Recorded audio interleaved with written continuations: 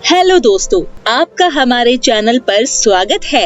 कहानी शुरू करने से पहले कृपया हमारे चैनल को सब्सक्राइब करें और बेल आइकन दबाना ना भूलें, क्योंकि हम लाते रहेंगे आपके लिए रोज मजेदार कहानियाँ। तो चलिए कहानी शुरू करते हैं। सीतानगर नाम के एक गांव में मीना अपनी दो सौतेली बहनें सीमा और मुस्कान के साथ रहती थी।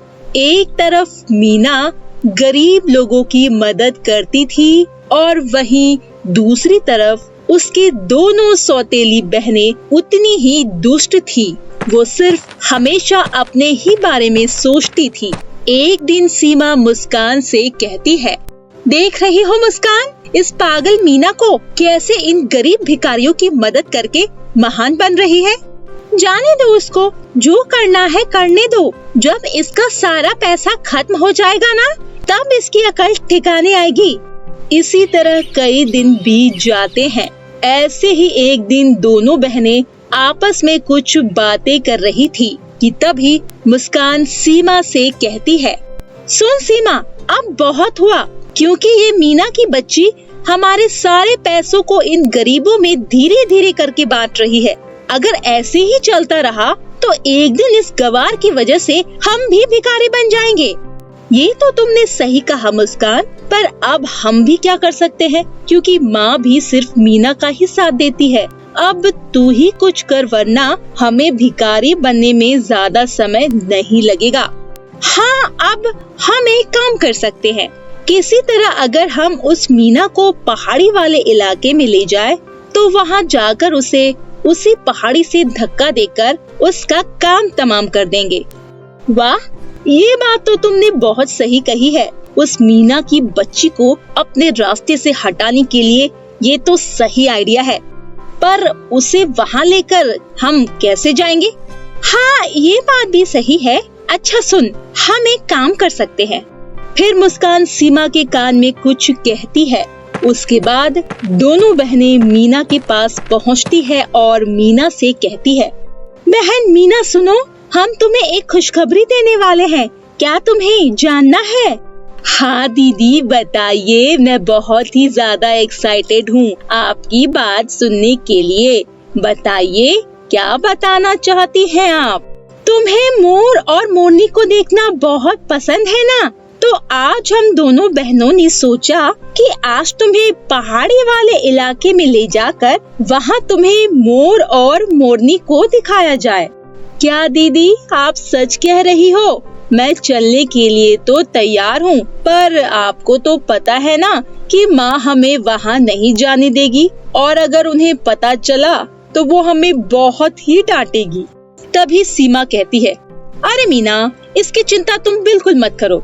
मैं माँ को बता दूंगी कि मैं तुम्हें वहाँ लेकर गई थी। इस तरह दोनों बहनें मीना को अपने साथ उस पहाड़ी इलाके में लेकर जाती है और वहाँ जाकर मुस्कान मीना से कहती है, सुनो मीना, क्या यहाँ तुम्हें कोई मोर या मोरनी दिखाई दे रहा है या फिर नहीं? दीदी, यहाँ तो मुझे एक भी मोर और मोरनी दिखाई नहीं दिया। आपने कहा था कि वहाँ पर बहुत सारे मोर और मोरनी हैं। तब सीमा कहती है, अरे पागल बहन, तुम्हें क्या लगता है हम तुम्हें यहाँ कोई मोर या मोरनी दिखाने लाए हैं? नहीं, ऐसा नहीं है। आज हम यहाँ तुम्हें तुम्हारा काम तमाम करने के लिए लाए हैं। हाँ मीना, आज तुम्हें ठिकाने लगाने के बाद हम पूरे घर, खेत और पैसों के मालिक हो जाएंगे।